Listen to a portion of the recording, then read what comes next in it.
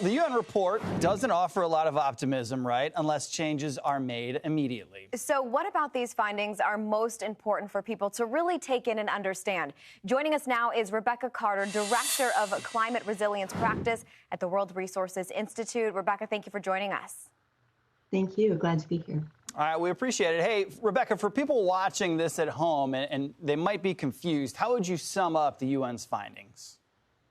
Yeah, I think there are three main things to keep in mind about this report.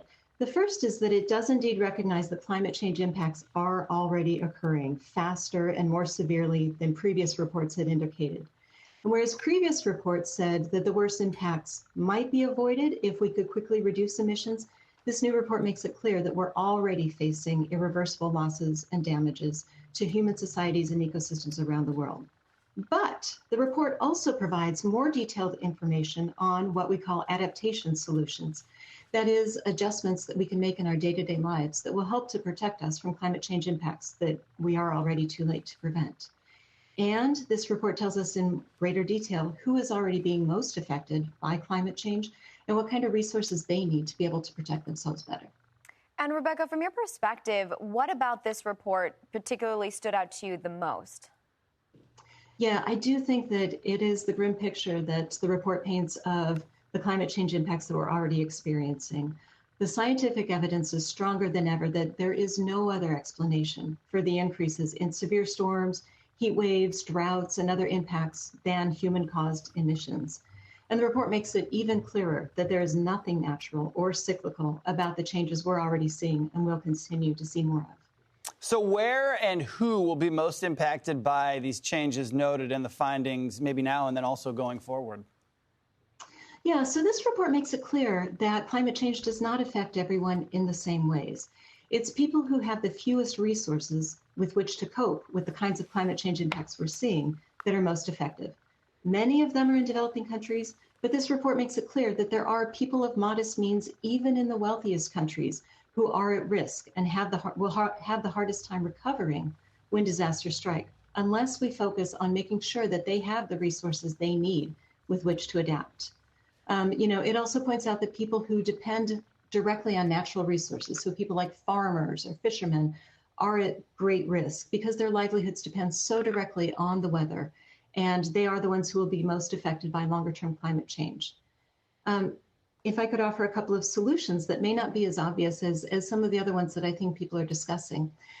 Solutions that can particularly help people of modest means who are most vulnerable might include things like making insurance more accessible, public works programs where people can be paid to help protect their own communities, and also things like better early warning systems so that people can move out of harm's way or change their plans when climate change disasters are about to strike. And Rebecca, I'm not going to be the first to say this, but this is a politically charged issue. So what would you say to someone who maybe is listening, read part of the report, maybe is thinking, is this another case of just being alarmist? Are we overreacting? What would you say? Yeah, I can't quote the exact numbers that the report that led into this segment quoted. This is hundreds of scientists around the world. This is decades of research coming together. There is just no clearer way to paint the picture that, this is people who spend their lifetimes studying these issues, not people who are just kind of thinking about them casually. And the fact that this report brings all of that science together, to me, really makes it clear that it is time to pay attention, that there is no more room for debate. There are no more questions about whether or not this is real and what we need to do about it. So this was a global report. So what countries, in your opinion, might need to take action sooner rather than later? Yeah, so the report does have some good maps that show that some of the countries that are most vulnerable to climate change impacts are in Africa and Asia, some in Central America. But it also makes clear that even within wealthy countries, there are groups of people who are living in difficult conditions. Maybe there are people in high-risk areas that are routinely flooded or where heat waves are already quite extreme. And it makes clear that, it is everyone around the world who needs to begin adapting more quickly, as well as reducing emissions. Fascinating. All right. Thank you, Rebecca Carter, Director of Climate Resilience Practice at the World Resources Institute. We appreciate your time and expertise. Thanks so much. Great talking with you. Have a good evening.